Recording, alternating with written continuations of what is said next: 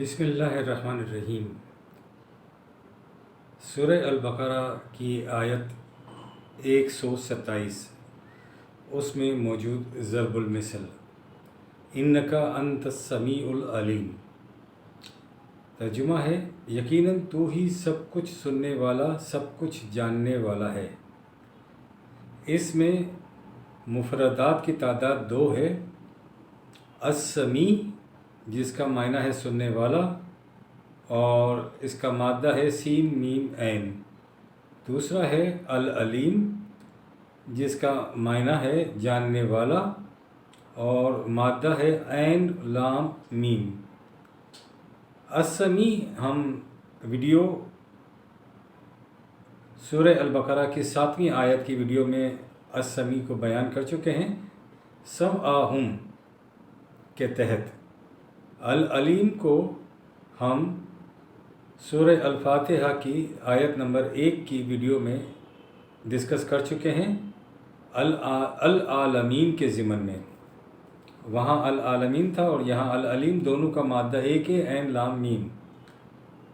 اب آتے ہیں ہم سورہ البقرہ کی 130 آیت، اس میں موجود ضرب المثل ہے وَلَقَدِ اسْتَفَيْنَا فِي الدُّنْيَا۔ تو اس کا ترجمہ ہے اور ہم نے اس کو دنیا میں بھی برگزیدہ کر لیا تھا۔ اصطفیناہ اس کا مادہ ہے صاد فے واو اور ترجمہ ہے چن لیا ہم نے۔ تو ہم جو ہے اس کی تفصیل پڑھیں گے اور لغت القرآن میں کیا ہے۔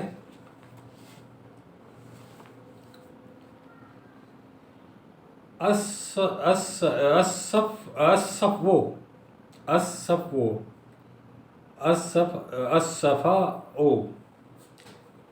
کسی چیز کا صاف اور خالص حصہ،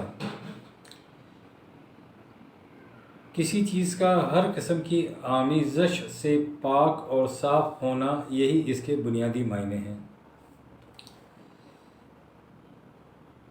الصفا تو جمع ہے اس کی صفواتن و صفن، یعنی بڑا صاف چکنا پتھر جس پر کچھ نہ اگ سکے۔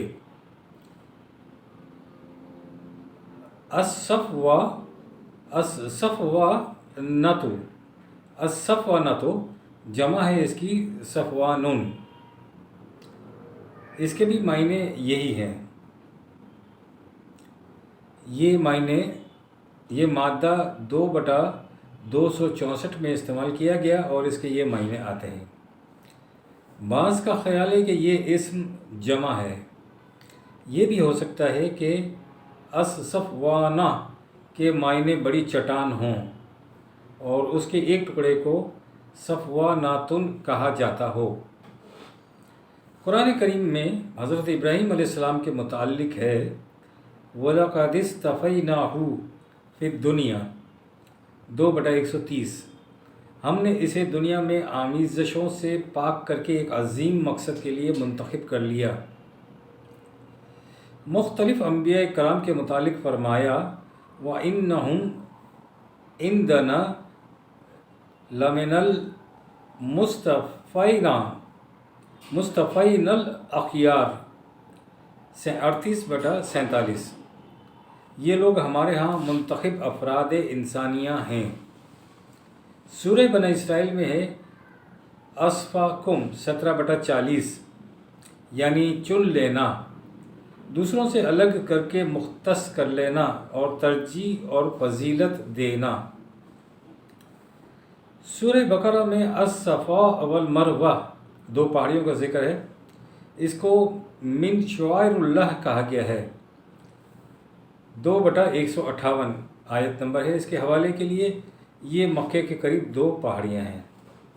سورہ محمد میں ہے آسلین مصفن 47/15، صاف کیا ہوا شہد۔ تو یہ ہم نے صاد فے واو اصطفیناہ کے متعلق پڑھا ہے۔ دوسرا مفرد لفظ ہے الدنیا، 2/130 میں ضرب المثل کے اندر الدنیا ہے، جس کا مادہ ہے دال نون واو اور ترجمہ کیا جاتا ہے دنیا۔ یہ کیا ہے؟ اس کا ہم ضرب المثل میں لغات القرآن میں اس کا ہم مطالعہ کرتے ہیں۔ الدنیا نزدیک ترین چیز، یہ مؤنث ہے، دنیا جو ہے یہ مؤنث ہے، اس کا مذکر جو ہے ادنا، ادنا ادنا آتا ہے، دنیا اور ادنا۔ ادناتی صوبہا علیہا، اس نے اپنا کپڑا اپنے اوپر ڈال لیا، اسی سے ہے یدنینا علیہن من جلابیبہن 33/59، وہ اپنی چادریں جلباب اپنے اوپر ڈال لیا کریں۔ قرآن کریم میں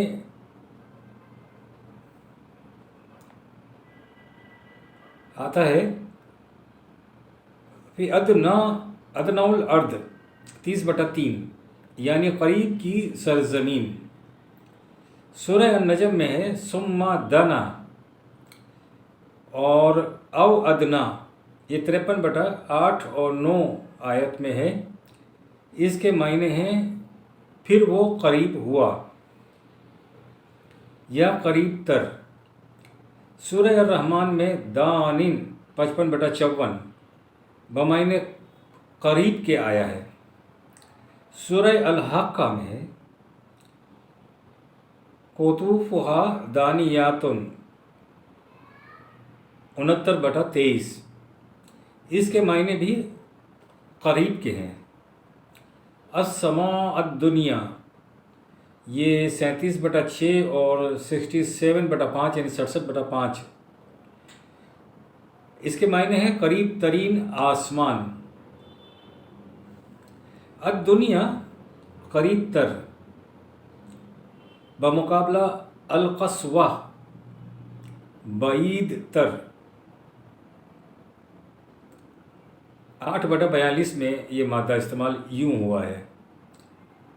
اکبروں کے مقابلے میں یہ لفظ 32/21 میں آیا ہے، اور اکثروں کے مقابلے میں 58/7 میں آیا ہے۔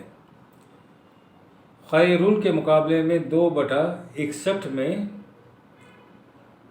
یہ مادہ استعمال ہوا ہے۔ قرآن کریم میں الحیات الدنیا بمقابلہ آخراتن اکثر مقامات پر آیا ہے، اور یہی وہ تقابل ہے جو زیادہ غور طلب بھی ہے، جس پر غور کرنا چاہیے اور سوچنا چاہیے، اس لیے کہ اس تقابل میں الحیات الدنیا کو آخرت کے مقابلے میں کم قیمت قرار دیا گیا ہے۔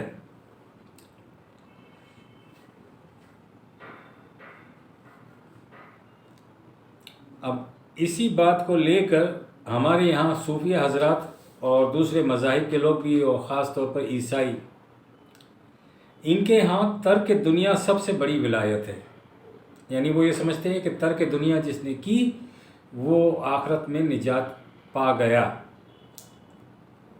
یہی عقیدہ تصوف کی بھی اصل ہے۔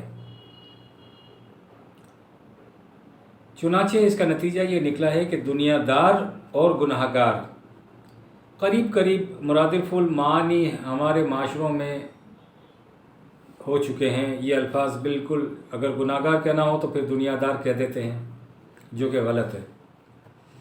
اس کے برعکس دین اور دنیا ایک دوسرے کے مقابلے میں بولے جاتے ہیں، یعنی دین اور مقابلہ بھی اس طرح سے مقابلے میں بھی بولے جاتے ہیں کہ دین اور دنیا، کہ یار یہ دین کا کام نہیں کر رہے، یہ دنیا کا کام کر رہے ہیں، یہ دنیا کا کام کر رہے ہیں، وہ دین کا کام چھوڑ دیا ہے۔ اس طرح کی باتیں یہ مقابلتاً بھی کی جاتی ہیں، جو کہ غلط ہے۔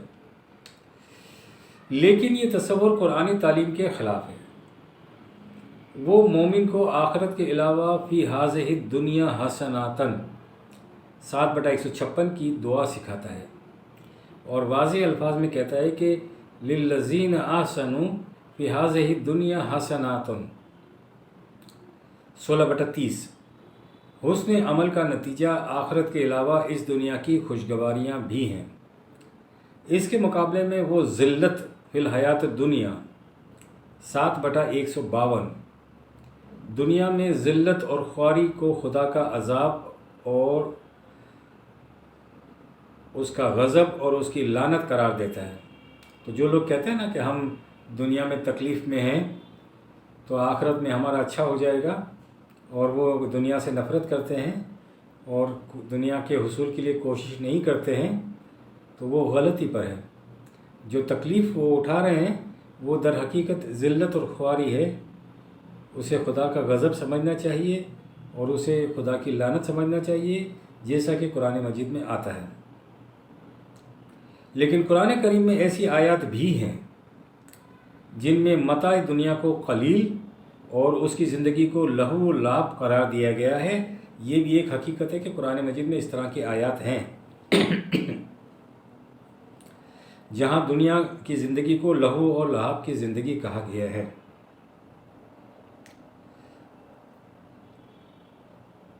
مفاد عاجلہ اور متاع آخرہ سے قرآن کریم کا مطلب کیا ہے؟ یعنی دنیا کے مفاد اور آخرت کے مفاد سے قرآن کریم کا کیا ہے، وہ کہنا چاہتا ہے؟ پیش پا افتادہ مفاد کی خاطر مستقبل کی خوشگواریوں کو قربان نہیں کرنا چاہیے۔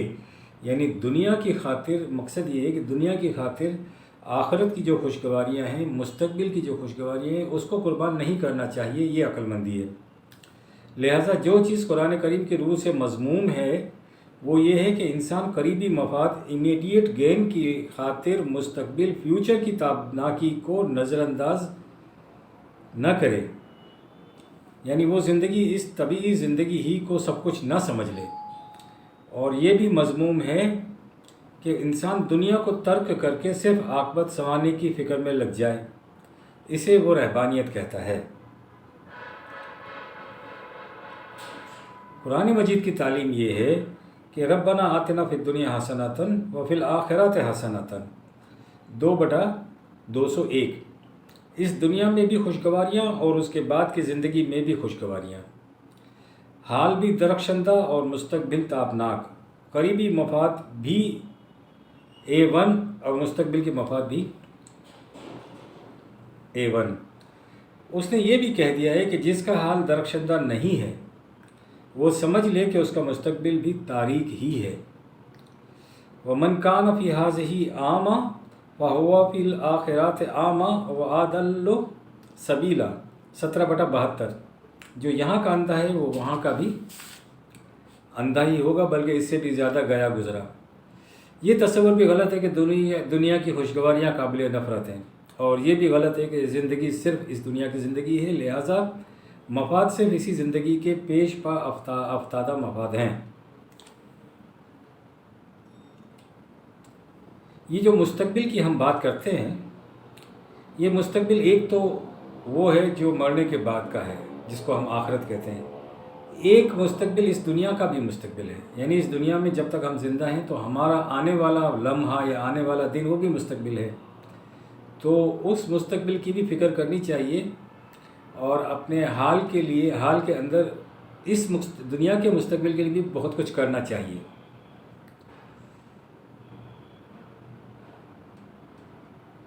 تو بہت شکریہ۔